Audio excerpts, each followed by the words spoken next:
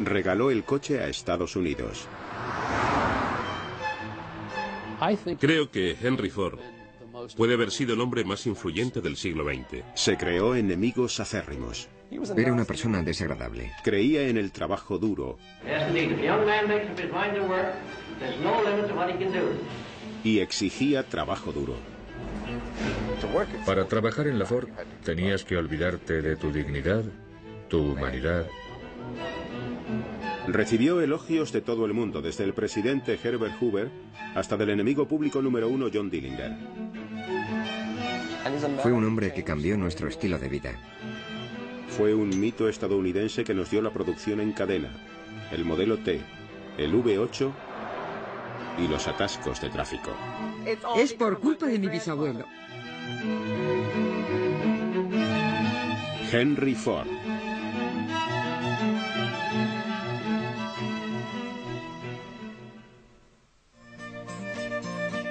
Henry Ford, el hombre que dio el coche y la producción en cadena a Estados Unidos, nació cuando aún se estaba librando la Guerra Civil estadounidense. El 30 de julio de 1863, William y Mary Ford, propietarios de una de las granjas cedidas por el estado más rentables de Dearborn, Michigan, tuvieron su primer hijo que sobrevivió, un niño, Henry.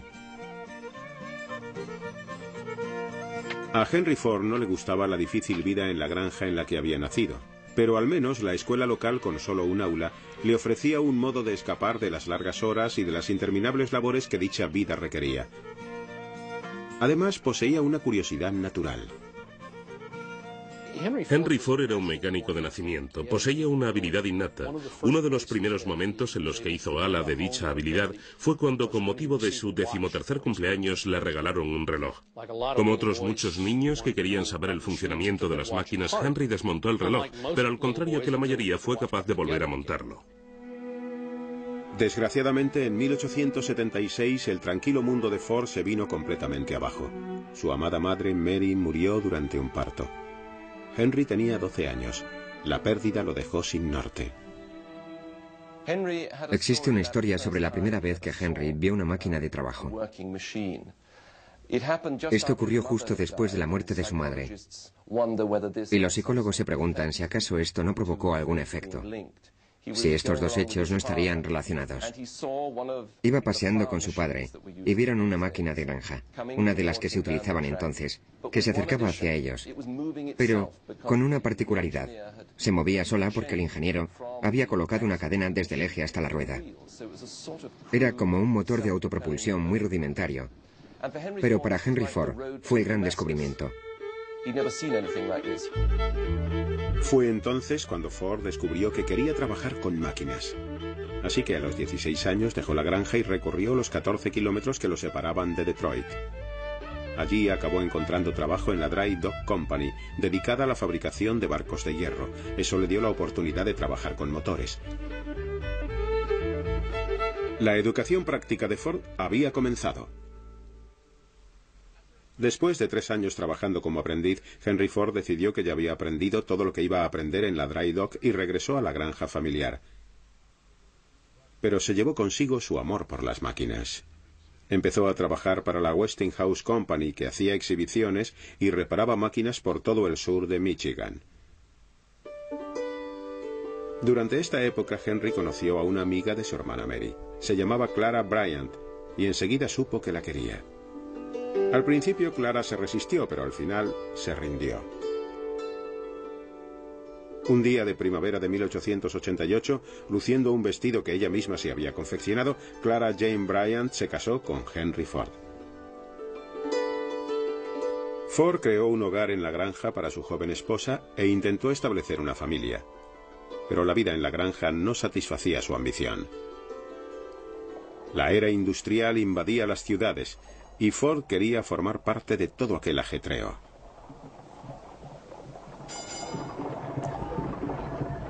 En un viaje a Detroit se despertó el interés de Ford por los automóviles propulsados con gasolina, como este construido por los hermanos Dodge de Springfield, Massachusetts.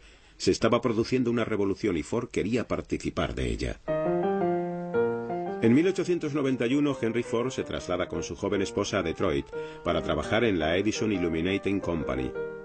donde empezó a ascender rápidamente, llegando a doblar su salario inicial cuando fue ascendido a ingeniero jefe.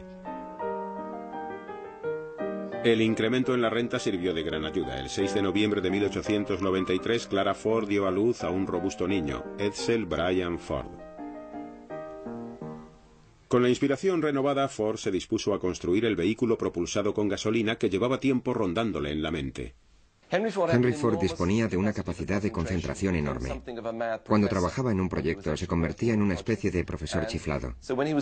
Así, cuando construyó su primer motor de combustión interna, su propia versión de estos motores, estaba tan dedicado a su trabajo que se lo llevó a casa la noche de Navidad, cuando su pobre esposa estaba preparando el pavo y el resto de la comida.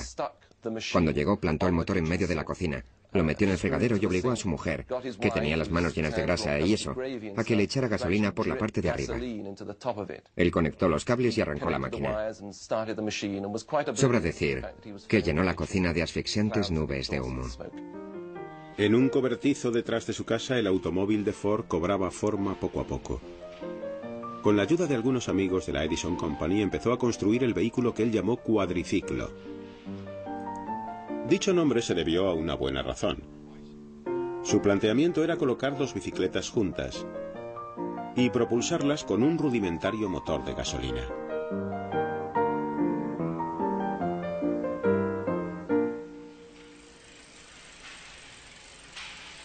La noche del 4 de junio de 1896 estaba preparado para la prueba definitiva. Aparte de la avería, el viaje fue un éxito. Henry Ford había construido su primer coche. Solo 3 años después se hizo con un patrocinador local para una carrera por Detroit. Cuando terminó la carrera, el negocio estaba firmado. La Detroit Automobile Company se inauguró con Ford como jefe de mecánicos. Pero la aventura solo duró un año. Ford era capaz de arrancar un coche, pero no de fabricar el número de coches suficientes para que arrancara su empresa. Sin embargo, no se desanimó. Al contrario, trazó un nuevo plan: construir un coche de carreras. Ford veía las carreras como un modo de correr el rumor sobre sus coches y dar a conocer el nombre de sus vehículos. Esa fue una de las razones por las que acabó rompiendo con sus patrocinadores en su segunda empresa. Porque se cansaron de su afición a las carreras, querían que se dedicara expresamente a la producción de coches.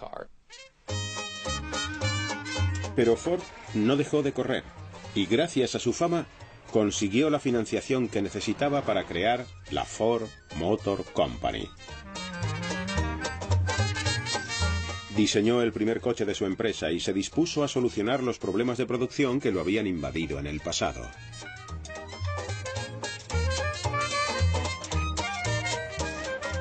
Abrió una tienda, contrató personal, sacó un coche y esperó.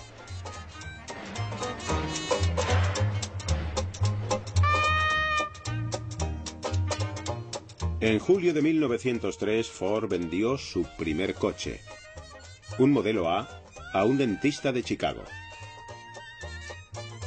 El 2 veces fracasado Henry Ford, ahora a sus 40 años, estaba a punto de vivir un éxito más allá de lo que jamás pudo imaginar.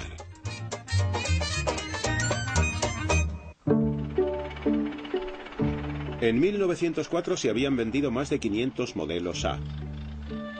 Henry Ford, que en la foto aparece con su hijo Edsel, celebró su éxito comprándose su primer traje de etiqueta.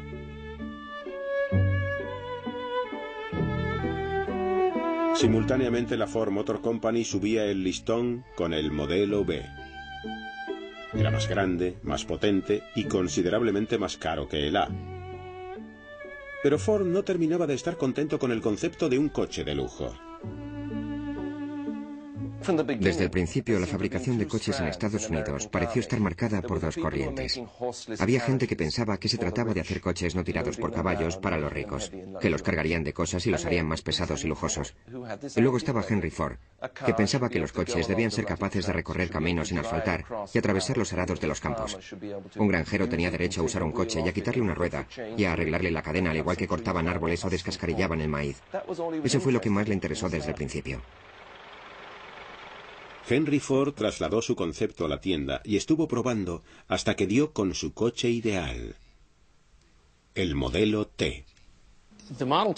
El modelo T era sencillo, muy fiable para aquellos tiempos y muy resistente. Se levantaba mucho del suelo, tenía mucha distancia del suelo, lo cual ahora parece extraño que fuera considerado como ventaja, pero en una época en la que la mayoría de los caminos eran para carros, la distancia del suelo era muy importante y también era barato.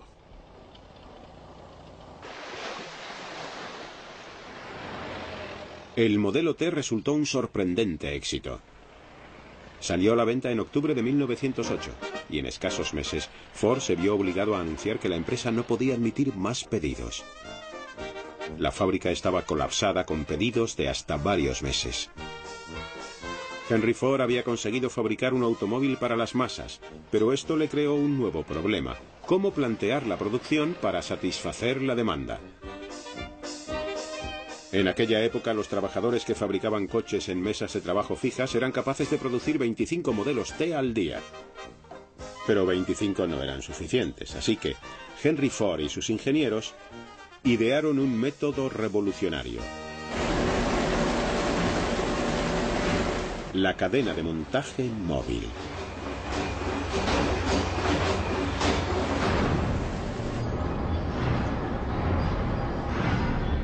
Agosto de 1913. Se pone en movimiento un chasis en la planta de Highland Park de Ford.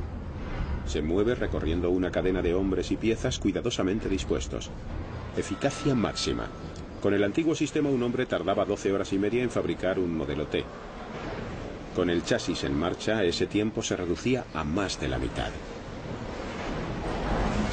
Un año después, solo se tardaría 93 minutos en fabricar un coche. Con una producción cada vez más eficaz, Ford pudo reducir el precio de sus coches en cientos de dólares. La reducción de precios le permitió conseguir lo que siempre había considerado sus dos objetivos en la vida: acercar los placeres del automóvil al mayor número de personas posible y crear más puestos de trabajo bien pagados para los obreros. Pero había un factor de la ecuación que aún no se había considerado.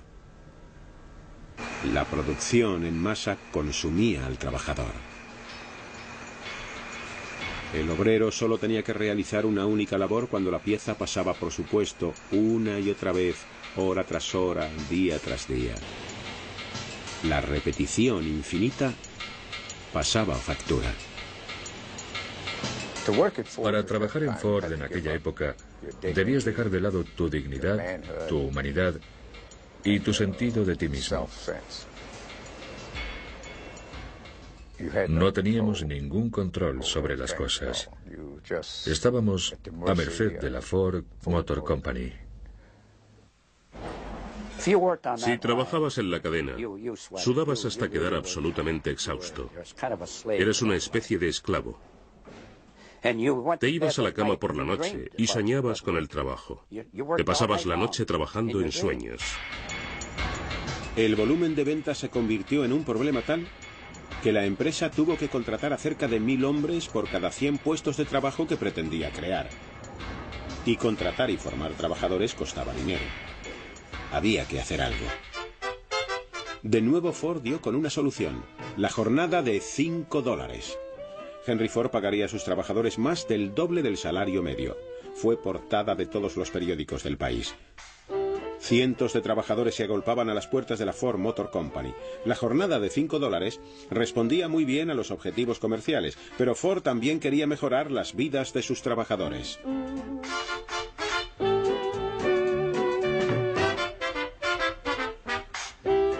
Henry Ford había experimentado dos buenas dosis de éxito, primero con el modelo T y luego con la jornada de $5. Con la seguridad que suponía el beneplácito de la opinión pública, empezó a considerar iniciarse en otros asuntos. Con una guerra recién estallada en Europa, Ford lo intentó con la política internacional. Un joven periodista enviado a entrevistar a Ford volvió con un artículo en el que citaba palabras textuales de Ford, afirmando que daría todo lo que poseía por parar la guerra. La noticia fue extendiéndose hasta que una conocida pacifista acudió a Ford, en quien encontró una persona dispuesta a escuchar. Ford accedió a ir a una reunión todos los fines de semana en Nueva York. Así su nombre fue añadido a la lista de los componentes de una delegación que elevaba peticiones a los gobiernos en guerra. No eran el tipo de personas con el que normalmente se hubiera involucrado Ford, pero igualmente le invitaron. La solución parecía sencilla: fletar un barco, ir a Europa y parar la guerra. Henry Ford había conseguido producir el modelo T. ¿Por qué no iba a poder detener una guerra mundial? Fue un ejemplo tanto de su idealismo como de su arrogancia. La delegación de paz no estaba en absoluto unida por la causa. Mientras sus miembros caían en las discusiones y las murmuraciones, la prensa a bordo del barco estaba encantada con la cantidad de noticias que podían enviar a casa. Cuando el barco atracó en Noruega, Ford estaba completamente desanimado y volvió a Estados Unidos unos días después de haber llegado a puerto. Sin embargo, de vuelta a casa, Ford era de nuevo aclamado como el héroe de la ciudadanía, el Don Quijote moderno. Quizá había sido un ingenuo pensando que sería capaz de detener la guerra, pero incluso sus críticos admitían que al menos lo había intentado. Cuando Estados Unidos entró en la guerra, Henry Ford apoyó a su país.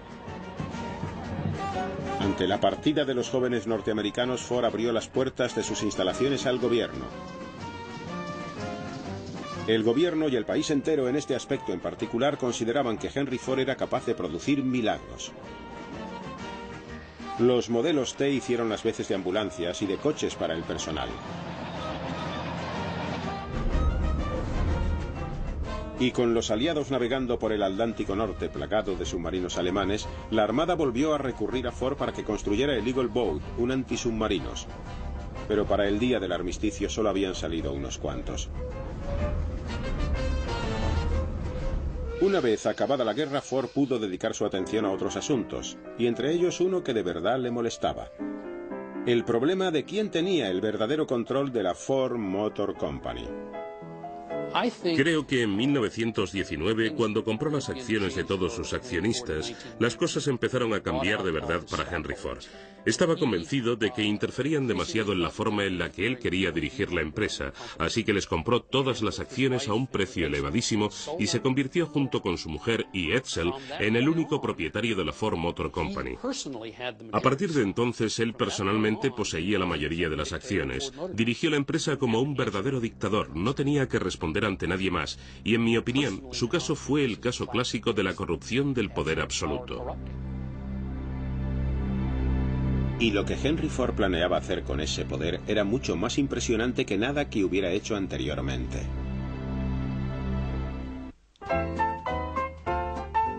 El hombre inteligente y estricto que dirigía la Ford Motor Company no se parecía en absoluto a aquel que era en su casa con su familia.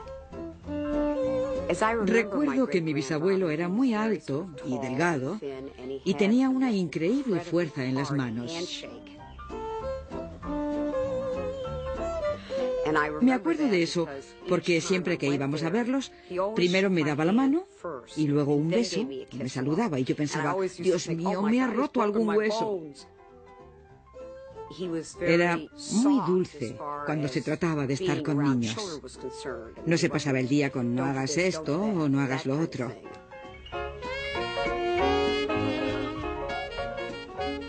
Creo que le encantaba que fuéramos a su casa y vernos jugar. Henry Ford era un soñador. Una vez adquiridas las acciones de los otros accionistas, fue libre para hacer con la Ford Motor Company todo lo que su imaginación le dictara, y eso a menudo iba mucho más allá de la simple fabricación de coches. También construyó el tractor Fordson e intentó poner la aviación al alcance de todo el mundo con un avión pequeño y barato de un solo pasajero. Henry Ford trabajó en una primera ruta de mensajería aérea y en los primeros vuelos de pasajeros regulares promovidos por los chicos de Our Gang, nuestra banda. Construyó y fundó varias escuelas experimentales. Y en el Edison Institute de Greenfield Village, el Museo de Ford y la restaurada American Town rindió tributo al espíritu de la innovación, honrando a personajes tan grandes como su amigo Thomas Edison. Pero el más grande de todos los sueños de Ford fue la Rouge. Una planta que era en sí misma una máquina gigantesca. La construyó en la margen del río Rouge, en Dearborn, Michigan, y pasó a ser el complejo industrial más grande de la Tierra en aquel momento.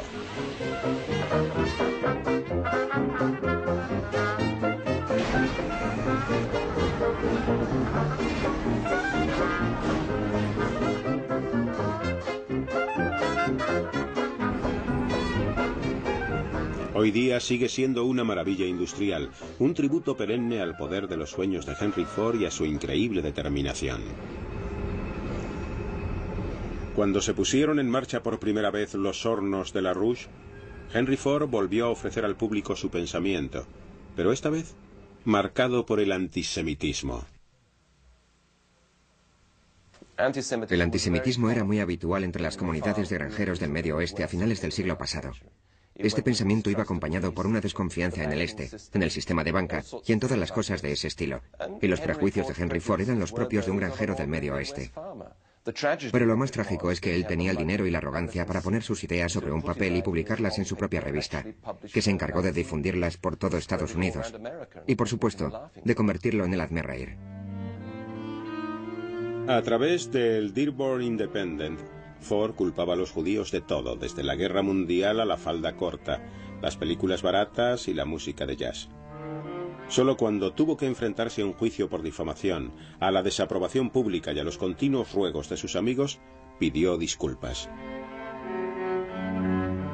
Pero también los hubo que dudaron de la sinceridad de dichas disculpas. En julio de 1938 Ford aceptó la Gran Cruz Alemana, el más alto honor que el Tercer Reich podía otorgar a un extranjero.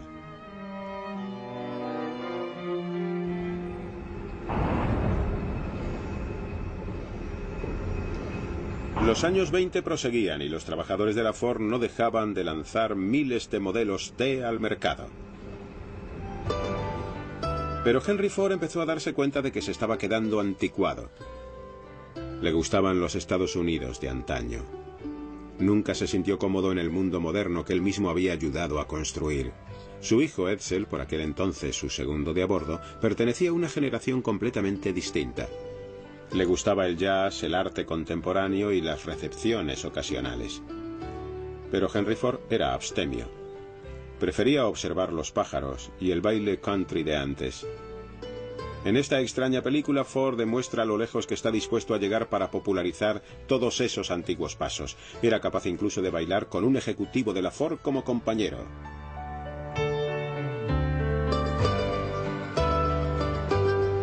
Mientras Henry Ford bailaba, el mercado experimentaba cambios inimaginables para él. Por primera vez en casi 2 décadas, el Tin Lizzie, la lata Lizzie de Ford, se enfrentaba a un serio competidor.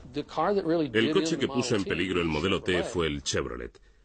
General Motors se dio cuenta enseguida de lo que Edsel Ford había reconocido, que según estaba el mercado, la necesidad real de automóviles estaba cubierta y de que ahora se trataba de convencer a la gente de que se comprara un coche nuevo, aunque el antiguo aún funcionara. Una de las maneras de conseguirlo era fabricar cada año un coche con una forma diferente al modelo anterior, para que pareciera más moderno. En mayo de 1927 la era del modelo T tocó a su fin. El éxito del Chevrolet demostró que el público quería estilo, no solo utilidad. La lata Lizzie había quedado obsoleto sin remedio, relegado a una campaña de reciclaje.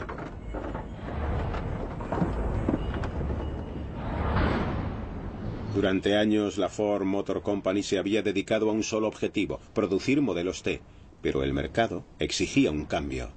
Edsel fue el único que supo convencer a su padre, Henry Ford, de que tenían que volver a sacar el modelo A porque, bueno, el modelo T era un coche estupendo, pero llevaban fabricándolo 20 años y no habían incorporado apenas cambios.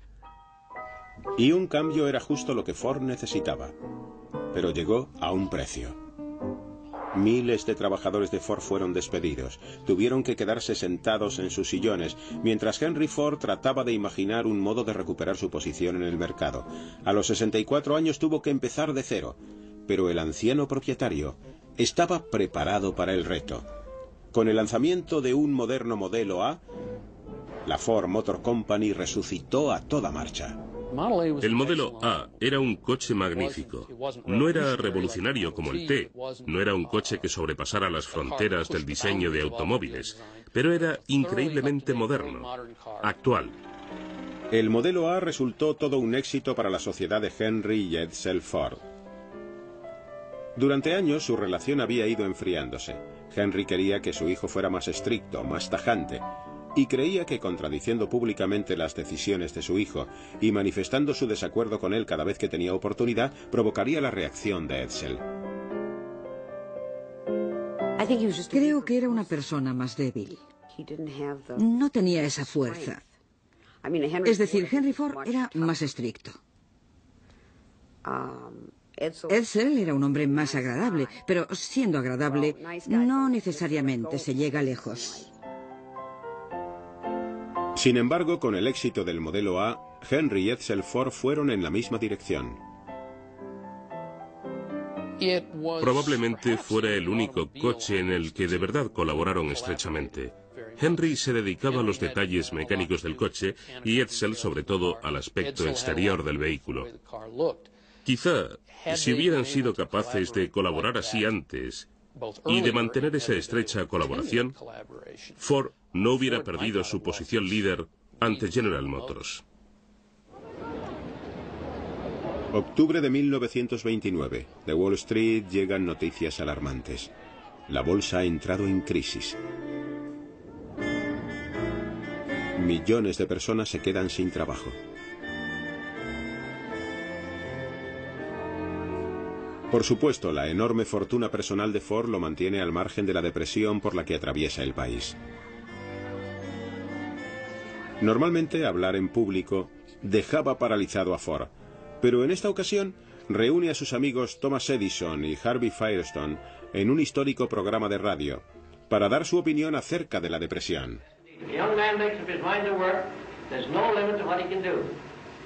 But if he makes up his mind to go ahead without the idea of work, he hasn't much chance. He must study and work, and he must go back in any art as far as he can, just dig up the very beginning, and he must, the more he goes back, the further he will be able to see ahead. A pesar de lo apartado que se encontraba Ford de la crisis por la que pasaban las personas de a pie, estaba a punto de ser testigo de cómo la depresión se apostaba a la entrada de su propia casa, llamando justo a las puertas de la magnífica planta del río Rouge. La depresión devastó a la clase trabajadora norteamericana. Para muchos no había trabajo, no había dinero ni había esperanza. La Ford Motor Company estaba en mejor situación que la mayoría. La empresa prosiguió su actividad el primer año o los 2 años siguientes con una fuerte proyección del modelo A. Henry Ford incluso libró una batalla de un solo hombre contra la depresión, elevando los salarios de sus trabajadores y reduciendo el precio de su automóvil. Pero no pudo mantener mucho tiempo esta situación.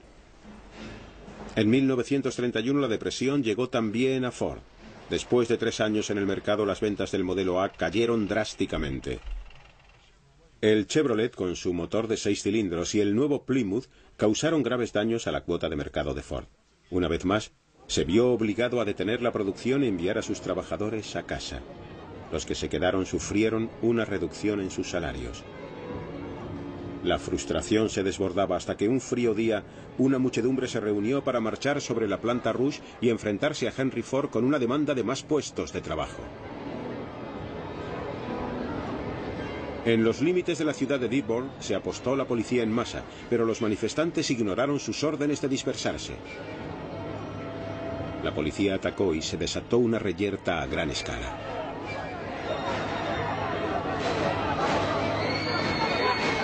Al final, los disparos de pistola consiguieron dispersar a la multitud.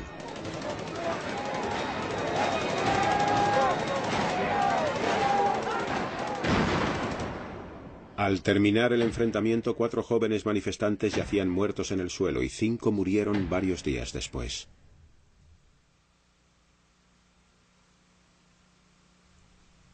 No hubo nuevos puestos de trabajo.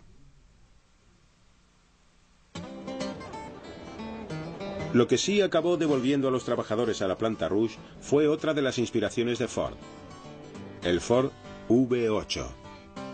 El V8 fue el gran triunfo de Ford. Chevrolet había sacado el motor de 6 cilindros, más potente que el de 4 de Ford. A Henry no le gustaban los motores de 6 cilindros y quiso llegar hasta los 8 con el V8.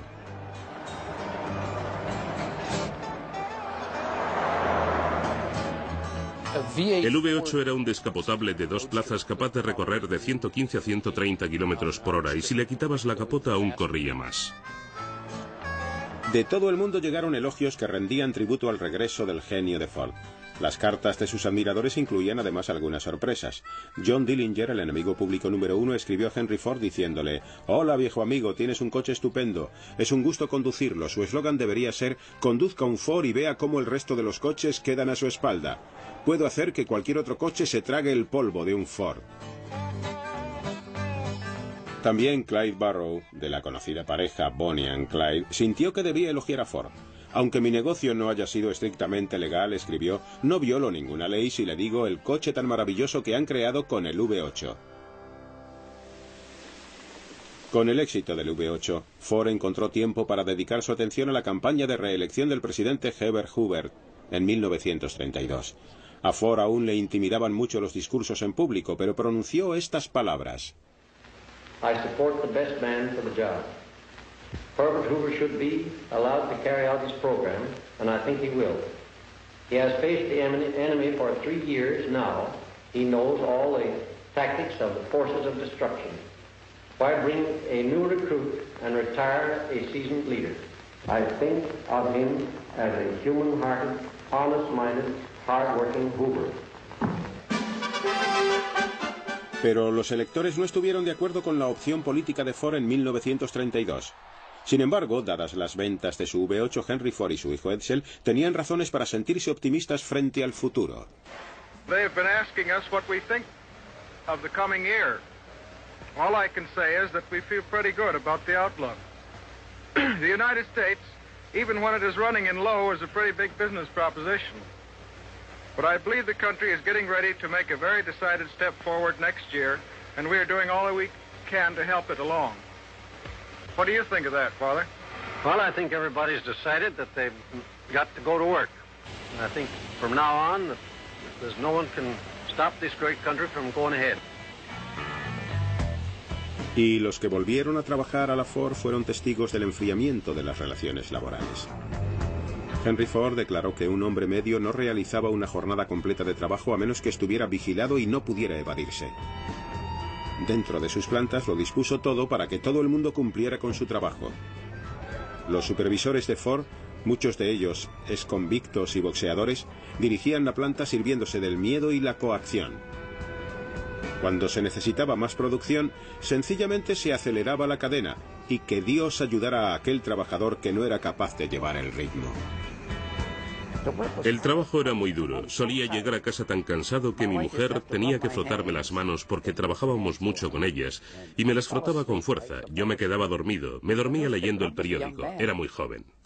¿Cómo era mi trabajo en Ford? Nunca he estado en el infierno, pero debe de parecérsele mucho. Era como trabajar en el infierno. La violencia, las amenazas, las condiciones laborales y la vigilancia constante por parte de lo que entonces llamaban hombres estrella. Era como el gran hermano, siempre observándote. Henry Ford estaba detrás de todo. En los años 30 encubría lo que estaba haciendo a través del llamado Departamento de Servicio, tras el que también se escondían los matones contratados por Ford para atemorizar a los trabajadores. Pero sin duda eso era lo que quería Henry Ford. Se había hecho mayor, sus arterias se habían entorpecido y con ello su espíritu. Era un hombre muy distinto al idealista que puso la empresa en marcha. Ford y sus trabajadores habían recorrido un largo camino juntos. Durante todos esos años, primero a través de la generosidad y luego de la intimidación, había sido capaz de mantener la cadena alejada de los sindicatos, incluso después de que Chrysler y General Motors los organizaran. Pero al final, en mayo del 37, las hostilidades llegaron a su culmen. Los organizadores sindicales liderados por Walter Reuther y Richard Frankenstein recibieron un permiso para entregar panfletos en Ford. Lo hicieron desde el paso elevado que llevaba a la planta, pero tuvieron que enfrentarse a los miembros del Departamento de Servicio de Ford.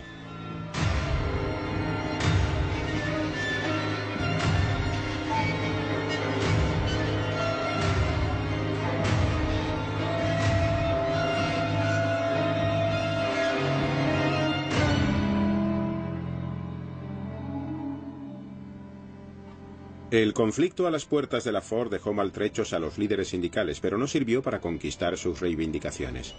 Hicieron falta 4 años más de tiras y aflojas antes de que por fin estallara una verdadera protesta. El 1 de abril de 1941, Andy Dewar, uno de los trabajadores del laminador, cambió la historia laboral en Ford.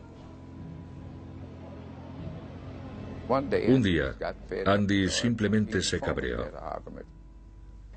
Tuvo una discusión con el capataz y con una especie de acento irlandés o escocés le dijo: «Me cago en la leche, estoy hasta las narices de tragarme esta mierda, déjeme en paz, voy a hacer huelga, ¿sabéis, chicos?».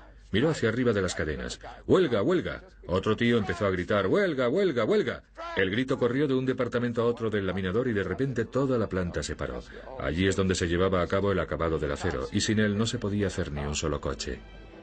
Ford estaba preparándose para una dura batalla cuando su mujer lo sorprendió tomando partido. Clara Ford le exigió que llegara a un acuerdo con el sindicato. Que Clara interfiriera no resultaba nada propio de su carácter, pero esta vez temía que la situación acabara provocando un enorme estallido de violencia, así que amenazó a su marido con abandonarlo si no ponía fin a las hostilidades. Ford llamó a su representante y le dijo que firmara. Eso fue todo. La Ford Motor Company contaba ya con sindicato.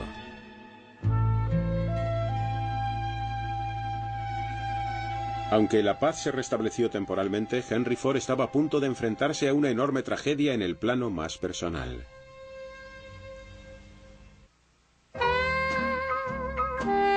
Edsel Ford había sido presidente de la Ford Motor Company desde que tenía 25 años, pero nunca hubo dudas respecto a quién llevaba las riendas. Henry Ford era ingeniero y manitas. Edsel era un hombre completamente diferente. Era un caballero. Era un hombre que destinaba fondos a las artes de Detroit. Era el diseñador. Un manitas moderno. Un hombre con el que me da la sensación que su padre, Henry Ford, tenía dificultad para relacionarse porque eran personalidades completamente opuestas.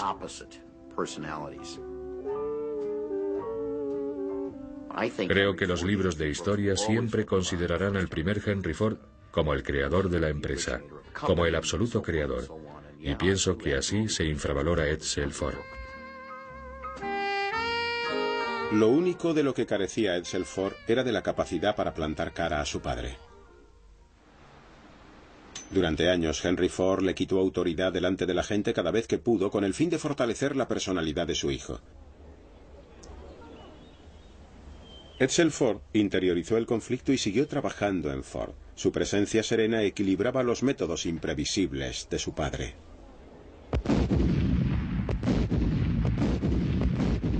Cuando estalló la Segunda Guerra Mundial, los aliados sufrieron una derrota tras otra. Lógicamente, el país recurrió a la industria para pedir ayuda. Se esperaba que cada uno aportara su granito de arena. A Ford se le pidió que fabricara jeeps, vehículos para el transporte de tropas, tanques, camiones y demás, pero el proyecto más importante para la empresa fue el bombardero liberador B-24. Con un Henry Ford que se acercaba a sus 80 años y aún no recuperado de un infarto, la supervisión recayó ampliamente sobre Edsel, que tenía sus propios problemas de salud. Aún así, los portavoces de la empresa se mostraban lo suficientemente optimistas como para anunciar que cada hora saldría de su planta un B-24. Pero a finales de 1942 solo se habían construido 6 aviones, muy por debajo de las previsiones.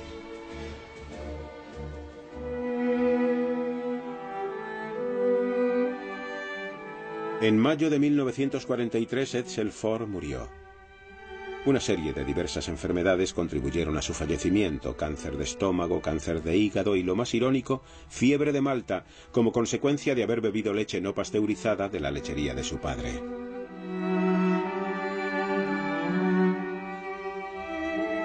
Se dice que Henry Ford nunca fue el mismo tras la muerte de su hijo.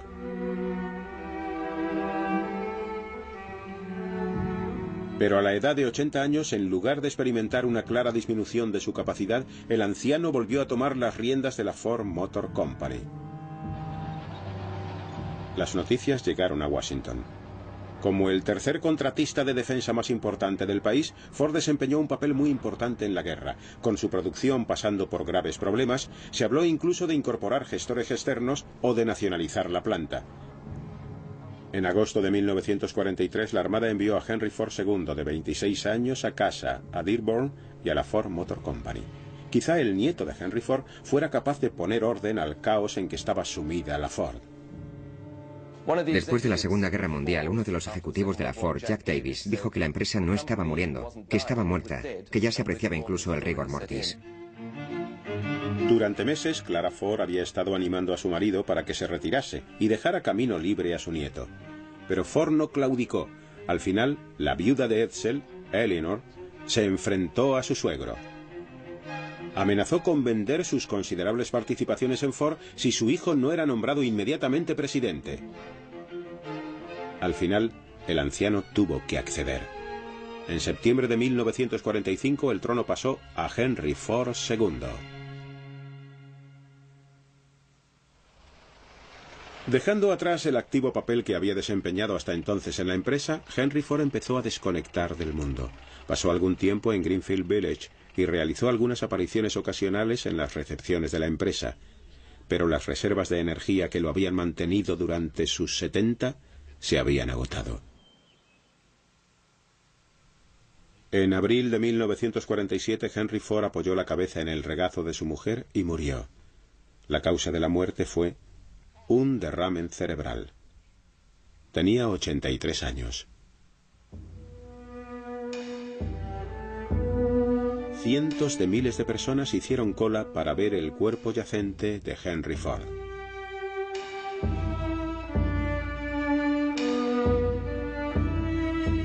Algunas fábricas cerraron. Otras guardaron minutos de silencio. En total se calcula que cerca de 7 millones de trabajadores demostraron sus respetos al hombre que había cambiado irrevocablemente sus vidas.